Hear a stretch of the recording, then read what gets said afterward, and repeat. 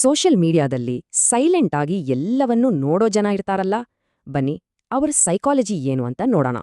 ಹೌದು, ಕೆಲವರು ಸೋಷಿಯಲ್ ಮೀಡಿಯಾದಲ್ಲಿ ಬರೀ ನೋಡ್ತಾರೆ, ಆದ್ರೆ ಯಾಕೆ ಏನೂ ಪೋಸ್ಟ್ ಮಾಡಲ್ಲ? ಸೈಕಾಲಜಿ ಹೇಳೋ ಪ್ರಕಾರ ಇದು ಭಯ ಅಲ್ಲಂತೆ, ಬದಲಾಗಿ ಇದು ಪ್ರೈವಸಿ ಓರಿಯೆಂಟೆಡ್ ಮನಸ್ಸಿನ ಸಂಕೇತವಂತೆ. ಸರಿ, ಈ ಸೈಲೆಂಟ್ ಅಬ್ಸರ್ವರ್ಸ್ ಬಗ್ಗೆ ಒಂದು ಕಾಮನ್ ಮಿತ್ ಇದೆ. ಮೊದಲು ಅದನ್ನ ನೋಡೋಣ. ಅವರಿಗೆ ತುಂಬಾ ನಾಚಿಕೆ, ಇಲ್ಲಾಂದ್ರೆ ಆತಂಕ ಇರ್ಬೋದು, ಟೀಕೆಗೆ ಹೆದರ್ಕೊಳ್ತಾರೆ ಅಂತ ಅಂದ್ಕೊಳ್ತೀವಿ. ಆದ್ರೆ ಸೈಕಲಾಜಿಕಲ್ ರಿಯಾಲಿಟಿ ಇದಕ್ಕಿಂತ ತುಂಬಾನೇ ಬೇರೆ ಇದೆ. ನೋಡಿ, ನಾವು ಭಯ ಅನ್ಕೊಂಡ್ರೆ ಅದು ಕಂಟ್ರೋಲ್, ನಾಚಿಕೆ ಅನ್ಕೊಂಡ್ರೆ ಅದು ಪ್ರೈವಸಿ, ಇನ್ಸೆಕ್ಯೂರಿಟಿ ಅಲ್ಲ, ಅದು ಸೆಲ್ಫ್ ಅವೇರ್ನೆಸ್. ಇದರ ಹಿಂದಿರೋ ಮೊದಲನೇ ಪ್ರಮುಖ ಕಾನ್ಸೆಪ್ಟ್ ಹೈ ಸೆಲ್ಫ್ ಮಾನಿಟರಿಂಗ್. ಅಂದ್ರೆ ಸೋಷಿಯಲ್ ಕ್ಯೂಸ್ ನೋಡಿ ಅದಕ್ಕೆ ತಕ್ಕ ಹಾಗೆ ತಮ್ಮ ನಡವಳಿಕೆಯನ್ನ ನಿಯಂತ್ರಿಸ್ಕೊಳ್ಳೋದು. ಇವರು ಮಾತಾಡೋದಕ್ಕಿಂತ ಜಾಸ್ತಿ ಕೇಳಿ ಕಲಿಯೋಕೆ ಇಷ್ಟಪಡ್ತಾರೆ, ಪಾರ್ಟಿಸಿಪೇಟ್ ಮಾಡೋದಕ್ಕಿಂತ ಅಬ್ಸರ್ವ್ ಮಾಡೋದೇ ಹೆಚ್ಚು.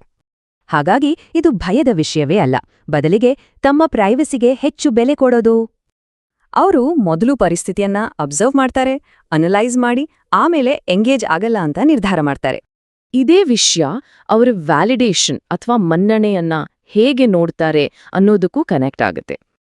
ಅವ್ರಿಗೆ ವ್ಯಾಲಿಡೇಷನ್ ಅನ್ನೋದು ಹೊರಗಡೆಯಿಂದ ಬರೋದಲ್ಲ, ಅದು ಸಂಪೂರ್ಣವಾಗಿ ಇಂಟರ್ನಲ್.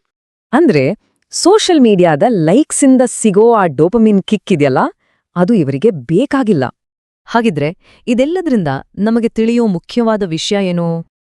ಸೈಲೆಂಟ್ ಆಗಿ ಇರೋದು ಒಂದು ಆಯ್ಕೆ. ಇದು ಪ್ರೈವಸಿ ಮತ್ತು ಕಂಟ್ರೋಲ್ ಬಗ್ಗೆ. ಇದು ಭಯ ಅಲ್ಲ, ಬದಲಿಗೆ ಸೆಲ್ಫ್ ಅವೇರ್ನೆಸ್ನ ಸಂಕೇತ.